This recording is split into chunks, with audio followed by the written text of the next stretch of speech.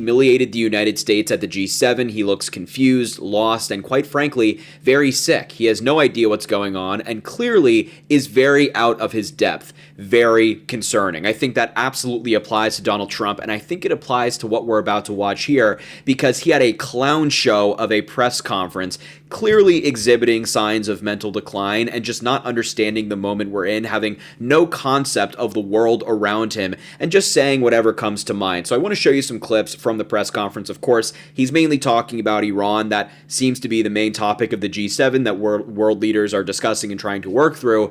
And so we're going to dive right into it. There's a lot of clips to get through. Please make sure to subscribe down below, drop a like on the video, and comment.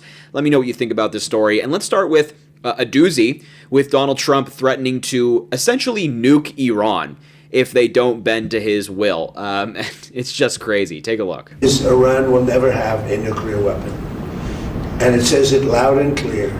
They're not going to develop it. They're not going to buy it. They're not going to do anything with it. And if they do, they suffer unbelievable consequences. Not just a little bit like, I won't even tell you the consequences, but the consequences are the ultimate consequences. And with that being said, I hope we have a very good relationship. That's a threat to bomb them with a nuke, by the way. And he's kind of said some stuff like this before. Like the other day on social media, on Truth Social, he put out a statement saying something along the lines of, it's not a verbatim quote, but we're going to use the ultimate consequence on Iran, which is something we hoped would never have to happen again, but now it will if Iran doesn't listen to me. So he seems very comfortable with threatening to nuke Iran, which to me doesn't paint a bright picture on peace to come. But, you know, maybe I'm wrong. Then Donald Trump decided to pivot, I guess, because now he's saying that we don't need Iran's enriched material. He's saying that we just don't need it. You can make the case, why even bother? It's not very valuable, despite Donald Trump previously saying that we very much need this material. So the Atomic Energy just reported that it was one of the most devastating bombings that they've ever seen. The whole mountain collapsed on top of it. And frankly, to go get it, we're going to go get it. But to go get it is a big deal. Because they say only China and us have the equipment where you can even get. The whole mountain is collapsed on top. We have cameras on it. You could make the case, why are you even bothering? Because it's not really valuable. It's, you know, it's probably $500,000 worth. It's not very valuable stuff. But I think psychologically we want to get it.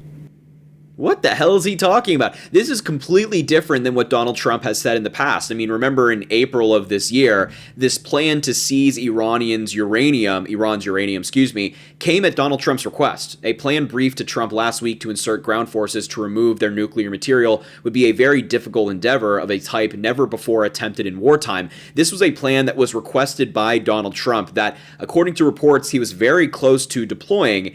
And this was all to get this enriched material, which he is now saying is not all that valuable, and why would we even do it? He's also posted things like this on Truth Social, saying the enriched uranium will either be immediately turned over to the United States, this was in May, by the way, to be brought home and destroyed, or preferably in conjunction and coordination with Iran, destroyed in place at another acceptable location with the Atomic Energy Commission, or its equivalent, being witness to the process and event. Thank you to for your attention to this matter. So he made a big deal out of getting their enriched material before, but now he's changing his tune, maybe because the deal leaks and we have these 14-point plans that they're using for the deal, and it doesn't really say anything about that, which we will talk about in just a second. I'm going to show you everything in that deal. Then Donald Trump goes on to criticize Netanyahu and Israel, which is quite the change for Donald Trump. I mean, normally they're best buds. They're like this, they're inseparable, they help each other out, and now Donald Trump is criticizing Netanyahu. Take a look. Too much. Mr. President, what are the expectations for Israel? Can this deal survive if Israel attacks Lebanon? It can, and you know, I consider that the minor war. Iran's a big one, but we have that a little